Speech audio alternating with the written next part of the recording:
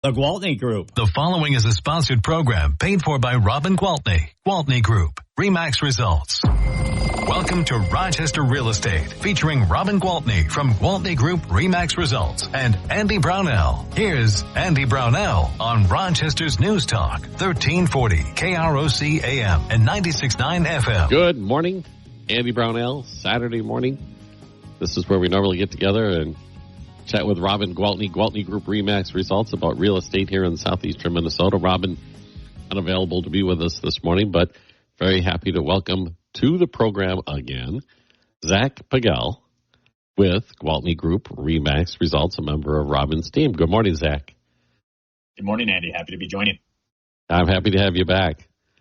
I know before we got to the microphones, and I know from talking to Robin that one of the areas that you like to work in is investment real estate. And absolutely, from, I guess, a layman's perspective, a lot of folks look at it and it seems, I don't know, daunting or impossible to think that you could become a person investing in real estate.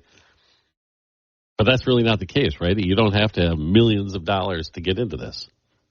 You do not, and that is a common misconception out there, especially in Rochester. You know, you drive around and it feels like there's 4 or 5 folks who own half the real estate within the community, which there are certainly some large owners of property here, but they did all start from a small place, just as anyone listening to this show can as well, and a number of different routes where you can really get started in real estate investing. So happy to talk through those some more here today. All right. Well, I guess we won't look at buying high-rise apartment buildings right away as a pathway to get into this. What are some of the ways that folks can consider if they want to jump in and maybe test the waters? Sure. So one of the easiest ways to really enter real estate investing and dip one's toes is through renting out space within their personal home. It's not something a lot of people have at the front of their mind, but it is a really attractive opportunity, especially here in Rochester.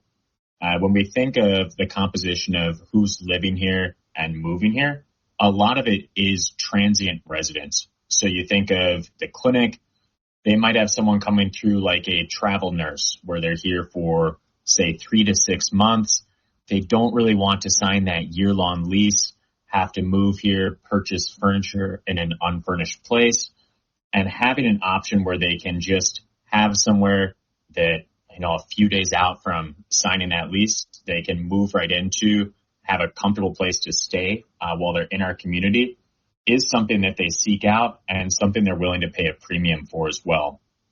We do see folks here, especially first-time home buyers within the community, purchase a 3 or 4 bedroom house that's maybe a little bit larger than what they'd be looking for to live in on their own, but rent 2 or 3 of those bedrooms out and come pretty close to covering their entire mortgage payment. So really living at the property themselves for free. Sweet.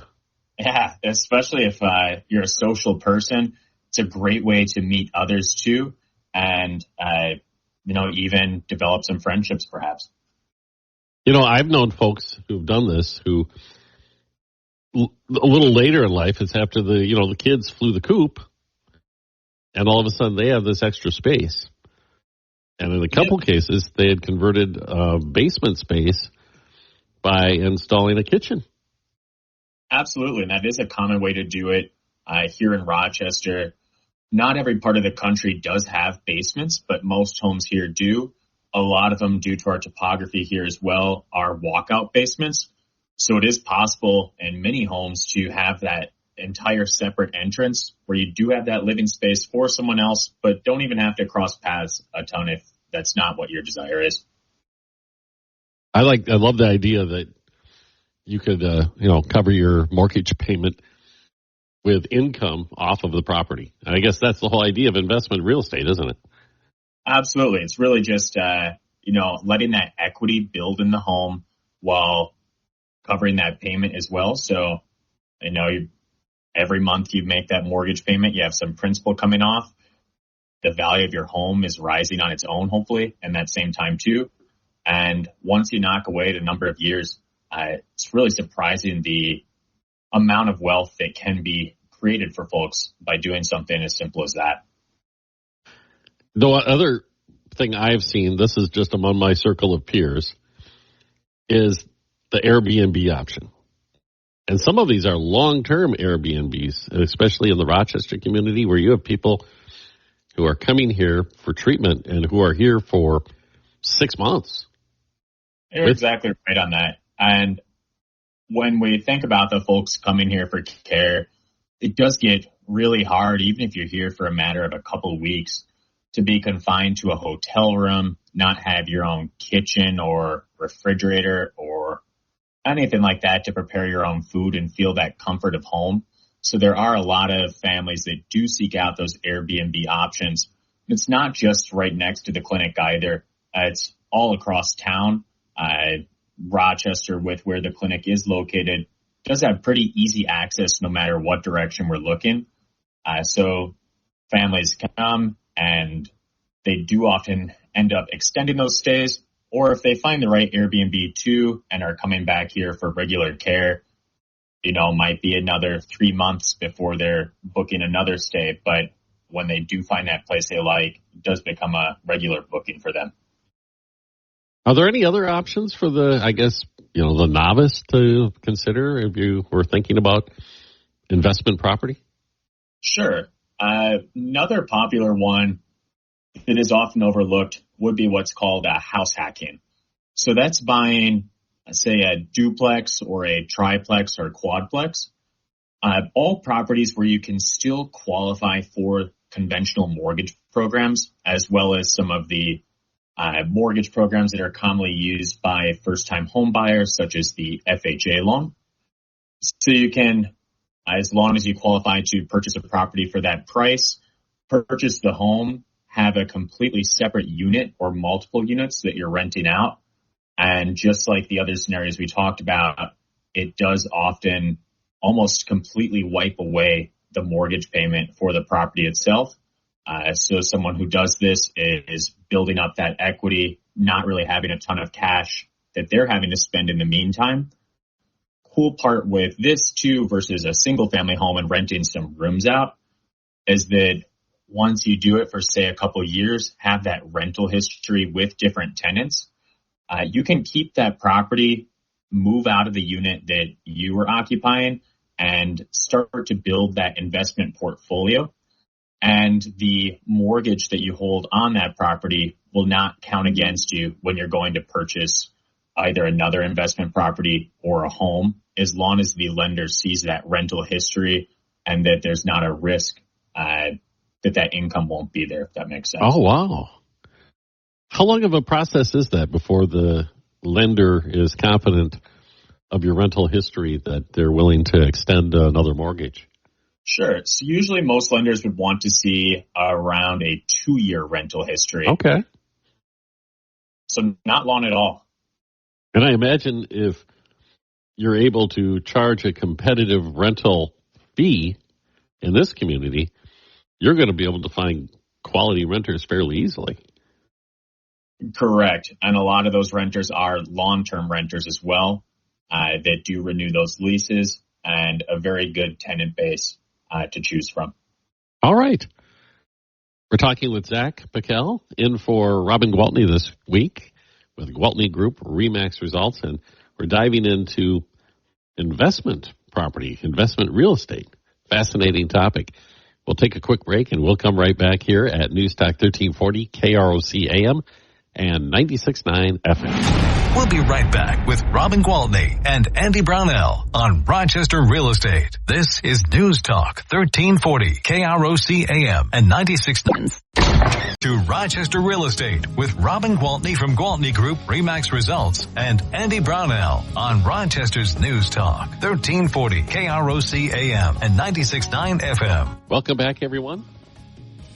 Zach Pagel with Gwaltney Group-RE results with us this morning while Robin is quote-unquote on assignment. Hopefully she's having fun and it's not work-related, but knowing Robin, it's probably work-related. But we've been diving into investment real estate. And I haven't talked about this for a long time with Robin. And I thank you, Zach, for stepping in and providing all this information. One aspect of this, and I once again, I guess been on the planet long enough that I know folks who have gone down this path, and they've started out really small, doing the duplex thing. In fact, I know a couple people have done this, and now they actually own multiple properties throughout the city. And, you know, they're not big, giant apartment complex, but they're enough that, let's put it this way, when they retire, they're going to retire very comfortably due to the income from all these properties. And I imagine that's the dream of some folks, a lot of folks, right? Maybe, Zach, you could talk to us how that works. How does that happen? How can you do it without, you know, as you mentioned, a ton of cash up front? You just go in and buy something. You can, you know, build it slowly. Sure. So as we did touch upon before, once there is a rental history within that first property that an investor has invested into, they can move out of that property and typically approach another purchase without any of that mortgage from the first one being counted against them. So let's take an example where someone moved into that first investment property, say bought a duplex, has lived there for 3-4 years, is really hoping to move on to something bigger or in a different part of town. As we talked about, they will have some equity that they've built up in that property. So what a lot of folks do to acquire that next property in the portfolio is to obtain a home equity line of credit against that original property. So borrow against that equity they've built up. Sure. And that allows them to have a down payment for the next property, which is really beneficial for them. And, you know, means that if they still had hopes of acquiring other property, they don't have to spend the cash that they've saved up from the rental payments across that time, that they can access that down payment just from the equity that's within that original property. So something really attractive there. If someone is looking to expand beyond that 1 to 2 property range, there are a lot of lenders that will start to lend on a portfolio basis as well. So borrowing against the collective equity of that portfolio and allowing that investor to acquire more properties as they see fit. This is attractive because a lot of the best investment opportunities don't necessarily come at the time that you're expecting them to. And when they do arise, they do go quickly. That is something within the Gwaltney Group we're really passionate about with investors that we work with, is accessing a lot of those off-market investment opportunities, making our investors aware of it. And when they're lined up with the right lending partners, as we talked about here, they're able to close quickly on those new investments and at a great price as well. So what you're telling me too, Zach, is that especially in the duplex arrangement, what'd you call it, house hacking? Correct. Yep. Okay. These real estate terms, right? Exactly. I go in there with my down payment that I would likely have to pay just to own my home anyway. I could have my mortgage payments covered by my renters. And then I tap into the equity that was created by them paying off my mortgage and the increase in the valuation of the property to do the same thing at another property. You're absolutely right. And one thing, too, within Rochester that's unique, a lot of investment properties, if they are closer to that downtown core and the clinic, it's not just the rental income from those units that you can tap into, but say you're somewhere in the neighborhood around St. Mary's, there are properties where owners can tap into sizable income from renting out parking spaces as well. Oh, gosh, yeah. And not a ton of parking downtown. Okay, and the other aspect of this, from the person who may look at this as a daunting enterprise, being the landlord, just owning this property and being, you know, I guess landlord is the right term. Is there a way I can, I guess, avoid all the work and the hassle that's associated with being the landlord? There is a way that you can avoid a lot of it, yes. And that's through hiring a third-party property manager. So they will take a portion of the rental income every month, but in exchange for that, you can really have them do as much or as little as you're looking for. So if you don't want to get those listings online once you do have something for rent, or screen applicants, figure out if they're qualified, a third-party property manager can do that. Similarly, they can work if there's any sort of maintenance issues within the property that you own. A sink is leaking or an HVAC needs to be fixed, etc. You can have someone that is the primary contact to handle all those matters, so that your only role in that investment property is just to collect that revenue every month. Is that something you help with, Zach? Planning that all out? I mean, you sit down with an investor and, this is how much money I have to lay out to start this process. How much can I charge in rent in order to cover all of the costs associated with it? The property manager, the maintenance issues that might arise, shoveling snow, I guess. It is something we certainly consult on. Within the Gwaltney Group, we do have many of our members that own investment properties themselves, so know what the true numbers are there, what the true responsibilities are, the positives and negatives of different properties, and the pricing involved as well.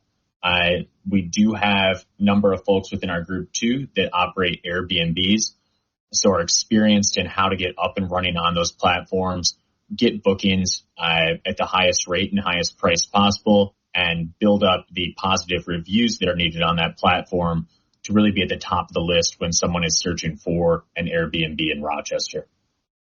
All right, before we have to take another break, is there anything else we should know that you can pass on as far as your experience and knowledge about investment real estate? And perhaps somebody listening is, pondering, considering doing this. Is there anything out there that we should know about that we haven't talked about yet? Sure. I would just say generally that it is a great time to look into investment real estate within Rochester. The way that the community is structured, there is, room to expand on its outsides, but that central core that's really closest to the main employer is largely built out. And with a $4+ billion investment coming within the clinic across the next decade here, the demand for rental properties is going to continue to increase. So getting in now and exploring those opportunities should really pay off well for anyone doing so. Okay, great. We'll take a quick break and we'll continue on in a few moments with Zach Pagel with Gwaltney Group. RE/MAX results on News Talk 1340 KROC AM and 96.9 FM. We'll be right back with Robin Gwaltney and Andy Brownell on Rochester Real Estate. This is News Talk 1340 KROC AM and 96.9 to Rochester Real Estate with Robin Gwaltney from Gwaltney Group-RE/MAX results and Andy Brownell on Rochester's News Talk 1340 KROC AM and 96.9 FM. It's Saturday morning, News Talk 1340 KROC AM 96.9 FM. We're talking Rochester area real estate, southeastern Minnesota, with Zach Pagel from the Gwaltney Group-RE/MAX results team. Robin is unavailable this weekend. And one of the things Robin regularly does, Zach, is provide an update on what's actually happening in the community as far as real estate. Is that something you can help us out with today? I sure can, yes. So the market is continuing to pick up some steam here, as it has been discussed on some of the prior shows here. There were a lot of folks sitting on the sidelines really waiting to see what happened with the election and if there'd be any associated large changes with either interest rates or home prices. And we are not really seeing any changes with either. But sometimes folks just having that answer is really what it takes to get them off the sidelines and back into the market. So as we have come into the weekend here, we have started seeing buyer activity pick up at a pretty considerable clip, especially in the $300,000 to $400,000 price range. And when we look at all price ranges across Rochester, that really is the sweet spot of where we're seeing the most activity right now, and the least amount of available inventory as a result. A lot of that is composed of first-time home buyers, so very competitive, and makes it vital to be working with a team who can get ahead of opportunities before they hit the market and position buyers when they're in multiple offer situations to really emerge on top. We're heading into that period of time in the year where, historically there's kind of a lull because of the holidays. But with what's happening out there, do you think that's going to be the case this year, or is it going to continue to cruise on? As people who have been waiting on the sidelines for so long, I imagine that there's a little bit of a pent-up demand.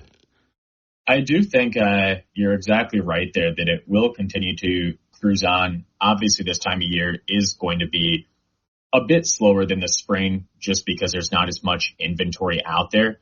But what we're seeing both from the sellers that have homes on the market right now, as well as the buyers that are in the market, is that both are extremely motivated. From a buyer perspective, folks who are looking right now do know, for the most part, that the spring market is going to be extremely competitive. So they're looking to get ahead of that, not have to compete against as many buyers. It does allow them to take a bit more time in the homes they're choosing as well. It's not where a property is being listed on a Thursday and you're forced to make an offer on a Friday, or you're going to miss out on the property. You might have that weekend to think about it and really not feel rushed into a decision, which is really helpful for a lot of folks. Yeah, the stress of that is that was the market that my son was buying in back during the pandemic, and it was nerve-wracking to say the very least. It absolutely is, and I think it is great too when the market is more balanced like it is now, that you can also ask for things that during those busy times like you talked about were not as readily able to be included in an offer. The largest one being an inspection contingency. So most offers right now, buyers are able to get that home inspection and have that peace of mind that the property they're buying is a sound investment with nothing that immediately needs to be fixed, which is great to see. So, Zach, when you're out there meeting with potential buyers, psychology plays so much of a role in economic decisions. Do you think it's finally, that we're finally getting over the phase where people have some sort of expectation of going back to 3% rates, that they're actually accepting that, a 5 to 6% rate is the way it's going to be? And actually, historically, because Robin and I have talked about this so many times, historically, that's actually a pretty good rate. It absolutely is. That's a great question.